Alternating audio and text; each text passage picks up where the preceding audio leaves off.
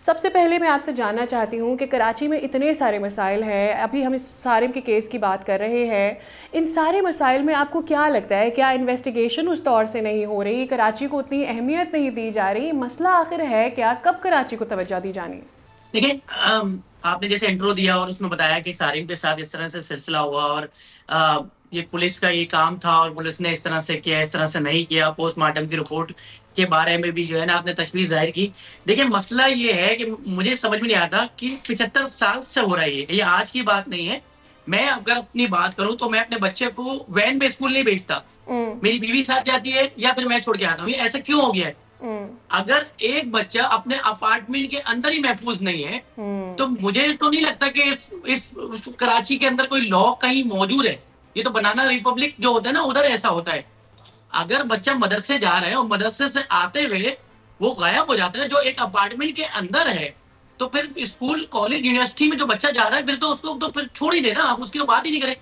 कहते हैं कराची जो है 70% रेवेन्यू देता है। मुझे तो समझ में नहीं आता, ये तो बहुत बड़ा झूठ लगता है मुझे, क्योंकि जो शहर 70% रेवेन्यू दे, उसका बच्चा, उसका शहरी इस तरह से मर नहीं सकता। मुझे बताया ना कि बारिश होती है, एक फैमिली अपने घर जा रही होती है, वो नाले में गिर के मर जाती है, उस बच्चे की लाश नहीं मिलती। एक बच्चा स्कूल से वापस आ रहा होता है, वो पोजीशन लेके वापस आ रहा होता है, एक गटर के नाले में गिरता है, उसकी लाश नहीं मिलती आज तक। यार, देराडी का जो वाकया हुआ, उससे पहले जो सादमान टाउन में वाकया हुआ, कराची के लड़के इस तरह जलील मौत कब तक मरते रहेंगे? और अफसोस होता है पीके का लॉ बनता है और बोलते हैं सोशल मीडिया पे अगर आपने अभी रिसेंट आपने वो वाकया देखा होगा खुद भी, जो वालिद के सामने, बच्चों के सामने वालिद को कत्ल कर दिया गया, बच्चों के कपड़ों के ऊपर वालिद का खून लगा हुआ था। सारी उम्र शायद ये बच्चे इस दुख से नहीं निकल पाएंगे और वो सीन पता नहीं कितनी दफा रीलिव करेंगे।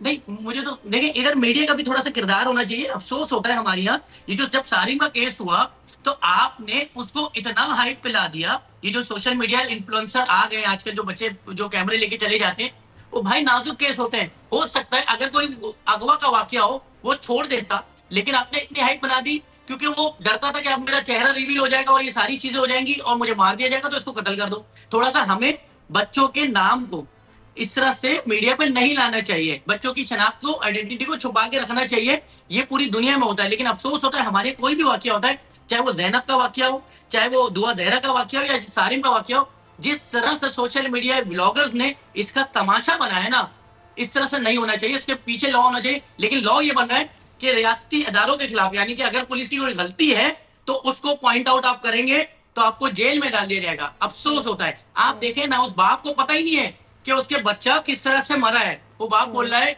कि मुझे पुलिस वाले ये बता रहे हैं। अभी एक और नए स्टेटमेंट मैंने सुना था कि बच्चा शायद हो सकता है वो मदरसे से वापस आ रहा हो, टैंक खुला हुआ हो और वो गिर गया हो खेलते हुए। अरे मजाक थोड़ी हो रहा है यार। अगर टैंक से गिरा होता हसन, अगर टैंक में बच्चा गिरा पहले से ही होता, जिस मैं भी अगर चीजें डॉट कनेक्ट करूं तो सीढ़ियों के पास से उसके ग्लव्स मिल गए, टैंक कहीं और है, सीढ़ियां ऊपर को जा रही हैं, उस पर भी तो हैरानगी होती है। एग्जैक्टली, फिर तशद्दुद के निशान भी तो नहीं होने चाहिए थे ना उसके। हाँ। उसके जिस्म पे तो मारे, इंजरीज पहली रिपोर्ट आई वो क्यों गलत थी, मुझे तो ये समझ में नहीं आ रहा। तो बच्चे की तब्दील हो गई।